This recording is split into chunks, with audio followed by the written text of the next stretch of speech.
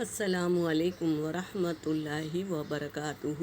اعوذ باللہ من الشیطان الرجیم، بسم اللہ الرحمن الرحیم، رب زدنی علما۔ آج ہم حدیث لیں گے۔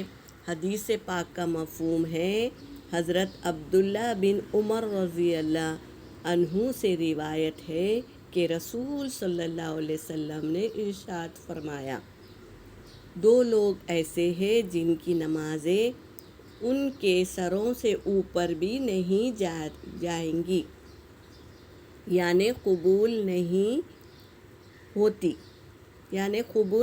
ہوتی۔ ایسے دو لوگ ہیں۔ وہ لوگ کون ہیں؟ نمبر 1، وہ غلام جو اپنے آقا سے بھاگ گیا ہو یہاں تک کہ وہ واپس آ جائے، یعنی جو غلام اپنے آقا سے بھاگ گیا ہے اور وہ جب تک واپس نہیں آئے گا جب تک اس کی نماز قبول نہیں ہوگی اور دعا بھی قبول نہیں ہوگی۔ نمبر 2، وہ عورت جو اپنے شوہر کی نافرمانی کرتی ہو یہاں تک کہ وہ نافرمانی سے باز آ جائے۔ جب تک نافرمانی سے باز نہیں آئیں گے جب تک اس کی نمازیں قبول نہیں کی جائے گی۔ تو ایسے کام ہم کو کرنا نہیں ہے۔ ایک تو ہم اپنے آقا، تو عورت کا آقا اور قوام کون ہے؟ شوہر ہے۔ شوہر کے اجازت کے بنا کہیں نہیں جانا ہے۔ تو اگر ہم بنا بولے کے کدھر چلے گئے تو واپس آنے تک ہماری نمازوں کو قبول نہیں کیا جائے گا۔ اجازت لے کر جائیں گے تو بہتر ہوگا۔ اور وہ عورت جو اپنے شوہر کی نافرمان ہو، تو یعنی ہر چیز کا الٹا مطلب لیتی ہے وہ عورت۔ شوہر کما کر لا کر دیتا ہے تو یہ اس کا کام ہے، ہمیں اس کو لینا ہے اور اس کو صحیح طریقے سے استعمال کرنا ہے، بیجا استعمال نہیں کرنا ہے۔ اور اپنے اوپر میک اپ کے سامان میں بھی یہ پیسہ خرچ نہیں کرنا ہے، ورنہ وبال ہوگا۔ وہ کما کر لاتا ہے، اپنی محنت کر کے لاتا ہے، تو اس کو اپنے اولادوں پر خرچ کرنا بہترین صدقہ ہے۔ تو اس کو اچھی طریقے سے کام میں لانا وہ پیسے کو، اور ناقدری نہیں کرنا۔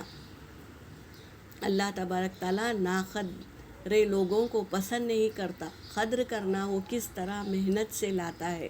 جب شوہر گھر میں آئے تو اسے مسکرا کر دیکھنا یہ عورت کے لیے فرض ہے، کیونکہ حدیث قدسی ہے کہ اللہ تبارک تعالیٰ کو یہ رشتہ بہت پسند ہے، شوہر اور بیوی کا۔ جب دنیا میں میاں بیوی ایک دوسرے کو مسکرا کر دیکھتے ہیں تو اللہ تبارک تعالیٰ عرش پر مسکراتے ہیں۔ تو یہ بات کا ہمیں دھیان رکھنا ہے کہ شوہر سے نافرمانی نہیں کرنا، اور کبھی بھی